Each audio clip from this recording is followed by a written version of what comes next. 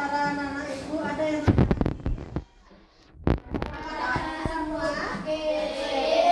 Hadir?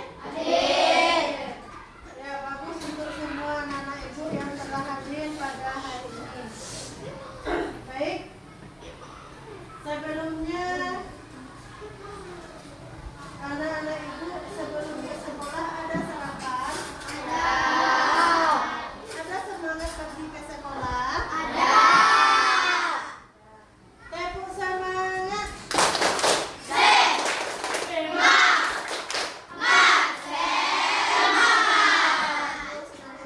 Semoga dengan adanya tepuk semangat tadi, anak-anak ibu bisa termotivasi untuk semangat dalam belajar. Ya, baik. Sebelumnya anak-anak ibu telah belajar tentang akhlak terpuji. Apa itu akhlak terpuji? Perilaku yang baik. Iya, bagus Rizky, perilaku yang baik. Yang baik. Sekarang kita belajar tentang mengenal hukum halal dan haram dalam Islam. Ada pertanyaan pengantin dari ibu? Silakan anak-anak ibu tunjuk tangan. Apa saja yang pernah anak-anak ibu rasakan ketika anak ibu mengetahui makanan halal dan haram dalam kehidupan sehari-hari? Siapa yang mengetahui? Dalam kehidupan sehari-hari, anak-anak ibu misalnya ada beli makanan. Nah, bagaimana caranya anak-anak ibu mengetahui makanan itu halal atau haram? Belanja di minimarket atau belanja ke restoran. Bagaimana cara mengetahuinya? Ada tanda label. Bagus Arkan. Ada tanda label halal. Ya, apa lagi? Misalnya jajanan sate. Apa kita yakin itu satenya mengandung ayam? Ditanya. Ya, bagus. Jadi anak-anak ibu sekarang kita harus mengetahui ya apa saja makanan halal dan apa saja makanan haram. Anak-anak ibu harus tahu. Ya, baik. Ini selanjutnya silakan anak-anak ibu lihat video atau materi kita hari ini. Ya.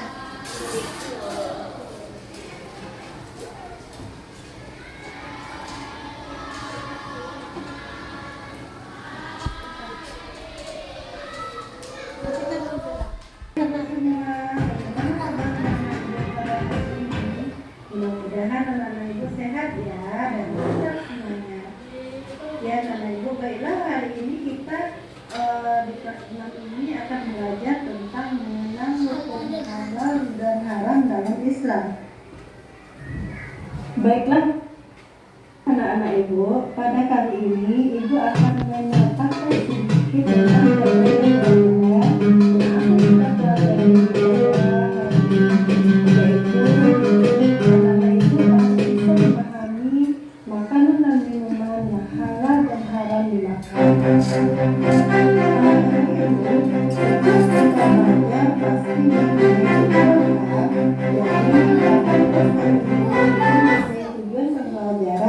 apa-apa saja itu. Yang pertama, peserta didik dapat memahami definisi halal dan haram.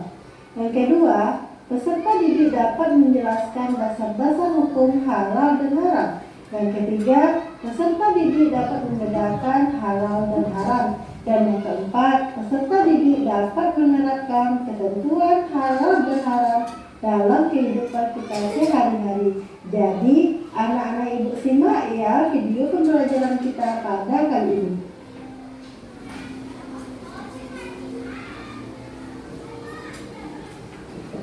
Ya, perhatikan sebentar. Yang akan kita pelajari pada hari ini yang pertama, halal dan haram. Apa itu pengertian halal dan haram? Apa itu dampak buruk kita memakan harta yang haram?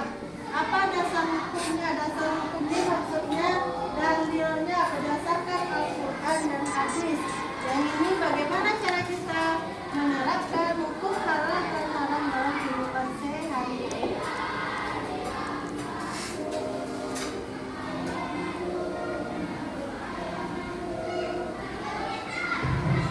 Baiklah, Ibu akan menjelaskan tentang pengertian halal dan haram.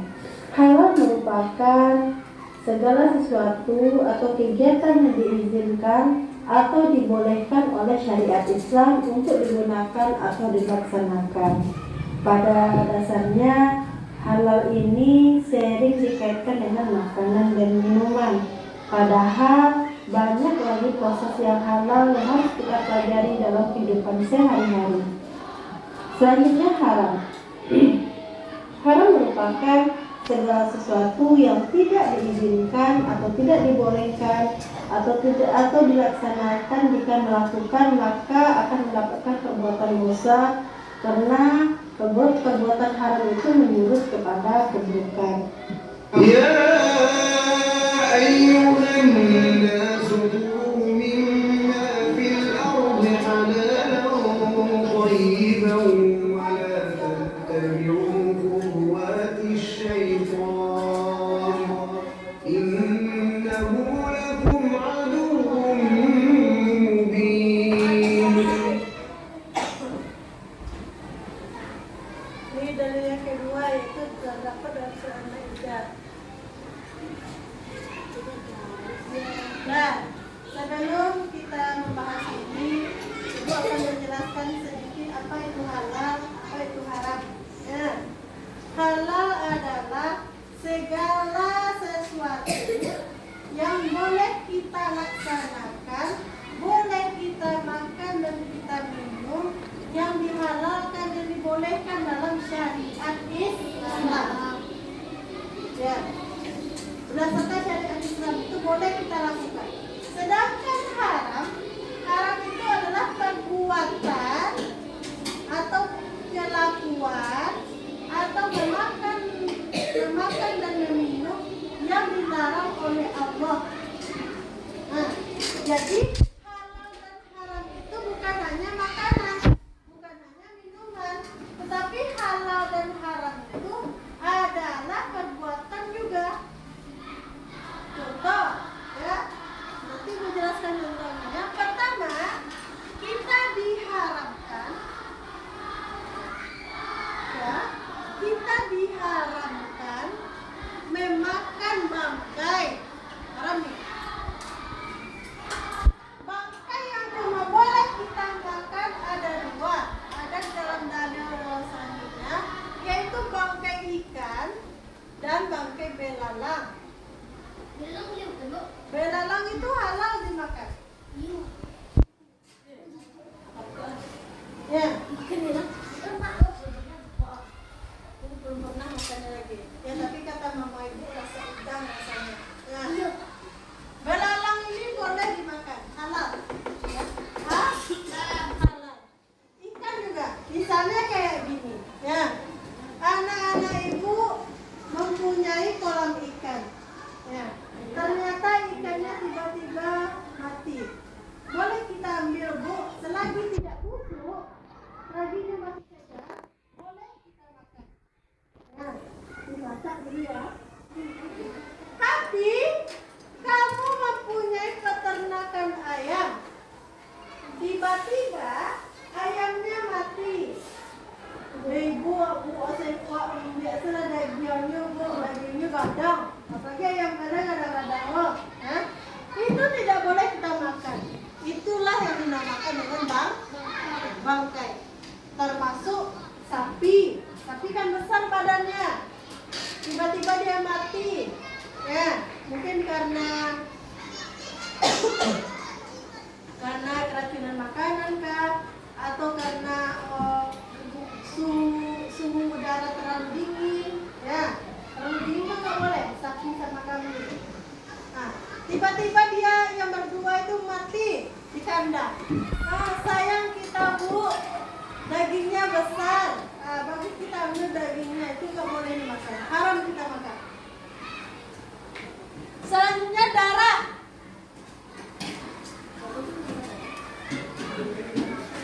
Darah itu haram dimakan, diminum. Bu, untuk kesehatan bagus, nggak ada itu. Ya.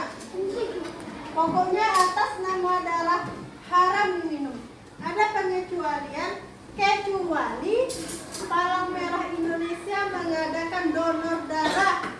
Boleh disumbangkan Bu, boleh. Ya, bukan melalui ini ya, tapi melalui suntik. Ya. Apa? Tertelan. Tertelan nggak apa-apa. Kalau disengaja nggak boleh. Haram ya. Nah, selanjutnya daging babi. Ini nggak ada toleransi ini. Ya, daging babi pasti udah 2 di dalam Al-Quran, udah banyak ya. Daging babi ini haram dimakan, nggak ada toleransinya. Lama Bu kecil orang Bu, bang pakai daging babi. Nggak boleh ya. Kita tidak boleh mengikuti tren-tren zaman sekarang yang menjurus kepada keharaman. Keharaman boleh. Kenapa diharamkan? Iya karena perintah Allah. Kan besar badannya Bu, dagingnya tebal. Bukan hanya haram, tetapi ya sesuatu yang terdapat dalam babi itu mengandung penyakit. Kenapa babi itu haram juga? Karena babi itu makannya jorok. Ya, semuanya dimakan. Kotorannya sendiri dimakannya. Kalau sapi mau memakan kotoran sendiri? Hah? Tidak. Kambing? Tidak. Kalau babi, ya, kalau babi itu kotorannya sendiri mau dia makan. Kalau tidak ada makanan lagi, ya dimakannya kotorannya sendiri. Kalau sapi tidak. Sapi kalau dia tidak ada makanan, ini tahan kambingnya sampai kerempeng. Terus, ya kan? Kambing juga kayak gitu. Nah, jadi babi ini termasuk hewan paling jorok. Masih mau makan? Tidak. Selanjutnya, hewan yang disembelih bukan nama Allah. Ya. Hewan yang disembelih bukan atas nama Allah.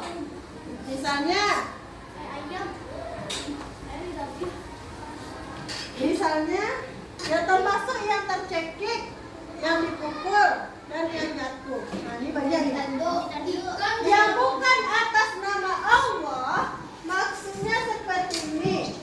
Suatu ketika di suatu daerah mengadakan acaranya di pinggir pantai. Di pinggir pantai ini menggunakan sapi. Tujuannya adalah untuk tolak bala katanya di laut. Ya kan? Akhirnya disembelihlah sapi. Tapi tujuan menyembelihnya bukan kepada Allah. Tujuannya untuk kepada jin, kepada setan. Itu nggak boleh. Haram kita makan. Ya. Tapi ketika kamu membeli daging sapi, orangnya sudah jelas muslim, sudah membaca kalimat Allah menyembelihnya, itu halal kita makan. Termasuk juga binatang yang tercekik. Kamu ada ayam di rumah, tiba-tiba adek kamu diikonnya. Karena lucu ayamnya kali kan, dikejarnya kayak dari film Upin-Ipin ya. Dicekik ayamnya sampai mati. Akhirnya tiba-tiba karena udah mati, diambil sama mama kamu dagingnya, itu haram dimakan karena sudah mati. Misalnya juga binatang dipukul. Yang dijual di pasar itu Yang di tokonya ikan boleh, dia nggak boleh itu binatang ternak. Kalau ikan kayak lele dipukul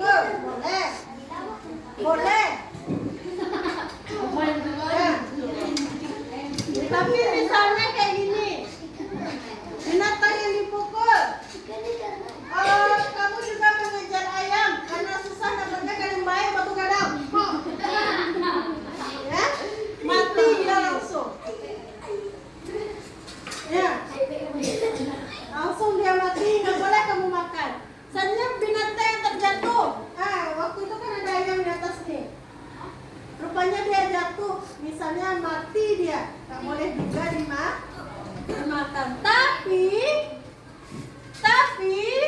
dia tercekik, dipukul, terjatuh misalnya, dia belum mati lagi, ya masih hidup, kamu sembelih secara menyembelih sesuai syariat agama Islam, ya, menyebut nama Allah. Kamu sembelih baik-baik, boleh dimakan. Selanjutnya, hewan yang ditanduk atau diterkam oleh binatang buas. Kambing yang kalian di dalam kandang, diterkam oleh harimau, mati, itu haram dimakannya. Dan mengundi nasib, ini berjudi nih. Bentar, sabun dulu, ada jelas.